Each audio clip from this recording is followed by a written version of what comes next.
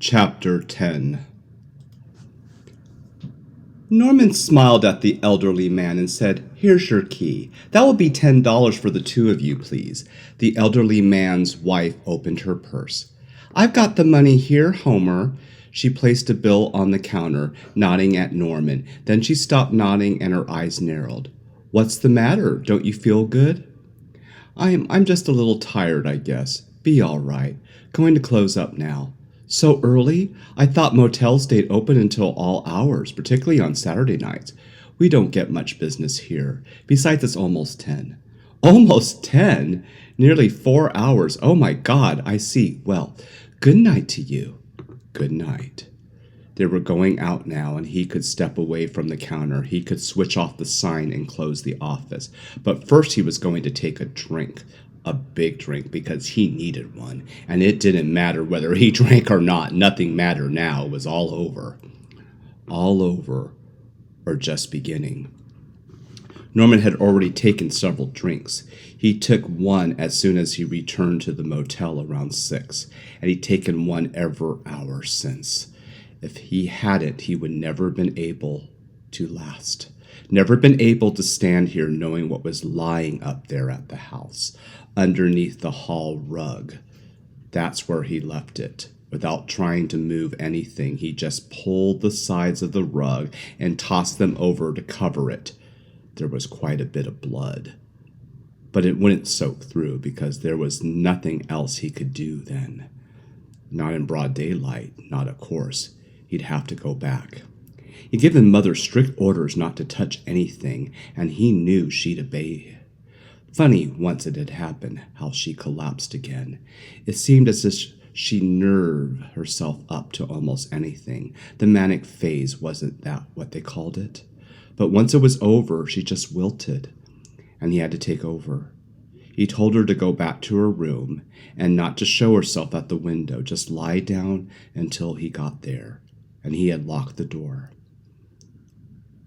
But he'd have to unlock it now. Norman closed the office and went outside. There was the Buick, Mr. Albergast's Buick, still parked just where he had left it. Wouldn't it be wonderful if he could just climb into the car and drive away? Drive away from here, far away, and never come back again at all? Drive away from the motel, away from Mother, away from the thing lying under the rug in the hall. For a moment the temptation welcomed up. But only for a moment. Then it subsided as Norman shrugged. It wouldn't work. He knew that much. He could never get far enough away to be safe. Besides, that thing was waiting for him. So he glanced up and down the highway, and then he looked at number 1 and at number 3 to see if their blinds were drawn. And then he stepped into Mr. Albergast's car and took out the keys he found in Mr. Albergast's pocket, and he drove up to the house very slowly. All the lights were out. Mother was asleep in her room, or maybe she was only pretending to be asleep. Norman didn't care. Just so she stayed out of his way while he took care of this. He didn't want Mother around to make him feel like a little boy. He had a man's job to do, a grown man's job. It took a grown man just to bundle the rug together and lift what was in it. He got it down the steps and into the back seat of the car, and he'd been right about there not being any leaking. The old shag rugs were absorbent. When he got through the field and down to the swamp, he drove along the edge away until he came to an open space. Wouldn't do to try and sink the car in the same place he put the other one, but the snooze spot was satisfactory, and he used the same method. It was really very easy in a way. Practice makes perfect, except that there was nothing to joke about, not while he sat there on the tree stump and waited for the car to go down. It was worse than the other time, you think, because the Buick was a heavier car. It would sink faster, but it took 1,000,000 years, until at last, plop, there, it was gone forever, like the girl and the $40,000. Where had it been? Not in her purse, certainly, and not in the suitcase, maybe in the overnight bag or somewhere in the car. He should have looked. That's what he should have done, except that he'd been in no condition to search, even if he'd known the money was there, and if it had found it, no telling what might have happened. Most probably he would have given himself away when the detective came around. You always gave yourself away if you had a guilty conscience. That was the one thing to be thankful for. He wasn't responsible for all this. Oh, he knew all about being an accessory. On the other hand, he had to protect Mother. It meant protecting himself as well, but it was really Mother he was thinking about. Norman walked back through the fields slowly. Tomorrow he'd have to return with the car and the trailer, do it all over again. But that wasn't half as important as attending to another matter. Again, it was just a matter of watching out for Mother. He thought it all through, and the facts just had to be faced. Somebody was going to come here and inquire about the detective. It just stood to reason, that's all. The company, something or other mutual that employed him, wasn't going to let him disappear without an investigation. They probably had been in touch with him or heard from him all week long, and certainly the real estate firm would be interested. Everybody was interested in $40,000. So sooner or later there'd be questions to answer. It might be several days or even a week, the way it had been with that girl. But he knew it was coming, and this time he was going to be prepared. He had it all figured out. No matter who showed up, the story would be perfectly straight. He memorized it, rehearsed it, so there'd be no slip of the tongue the way he had slipped tonight. Nobody was going to get him excited or confused, not if he knew in advance what to expect. Already he was planning just what to say when the time came. The girl had stayed at the motel, yes. He admitted that right away, but of course he hadn't suspected anything while she was here. Not until Mr. Albergast came a week later. The girl had spent the night and driven away. There'd be no story about any conversation, and certainly nothing about eating together at the house.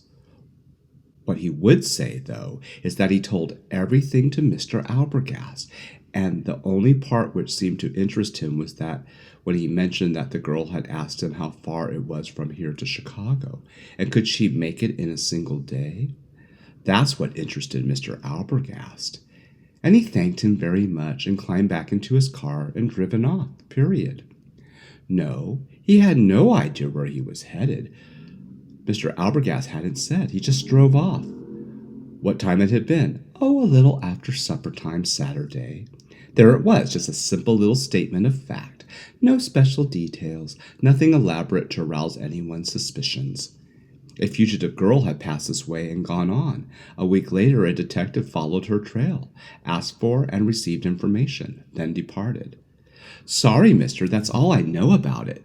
Norman knew he could tell it that way. Tell it calmly and easily this time because he wouldn't have to worry about the mother. She wasn't going to be looking out the window. In fact, she wasn't going to be in the house at all. Even if they came with one of those search warrants, they weren't going to find Mother. That would be the best protection of all. Protection for her, even more than for him. He made up his mind on it, and he was going to see that it worked out. There was no sense in even waiting until tomorrow. Strange now that it was actually over. He still felt fully confident. It wasn't like the other time when he had gone to pieces and needed to know what Mother was there.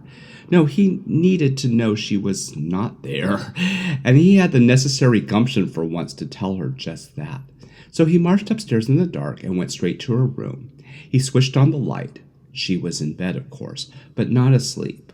She hadn't been sleeping at all, just playing possum. Norman, where on earth have you been? I was so worried. You know where I've been, Mother. Don't pretend. Is everything all right? Certainly. He took a deep breath. Mother, I'm going to ask you to give up sleeping in your room for the next week or so. What's that? I said I have to ask you not to sleep here for the next week or so. Are you out of your mind? This is my room. I know, and I'm not asking you to give it up permanently, only for a little while. But why on earth?